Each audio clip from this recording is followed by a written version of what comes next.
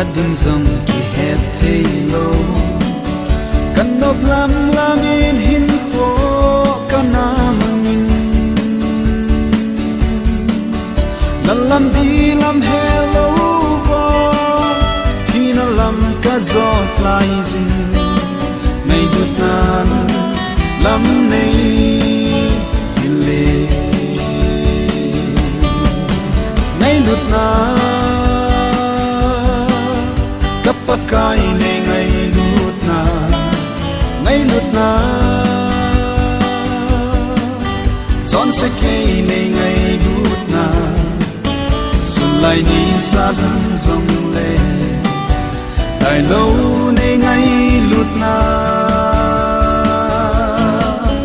ne ngai lut na hi chu ti ne lo ngai lut na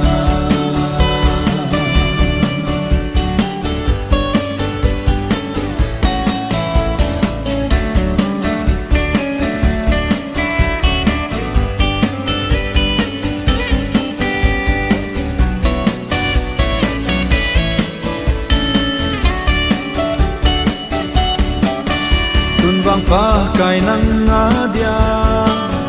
bun hin na sim ka hi tai nang nga ko na i man e hian ka lo ding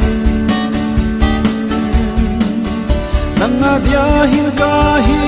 tai nang na tong dia hat ka hi dam sunga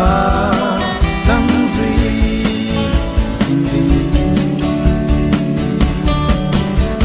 lut na kapakai ne ngai lut na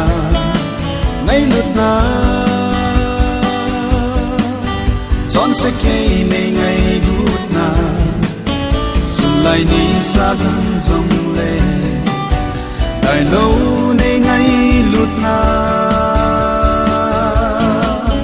ne ngai lut na hi chu ti ne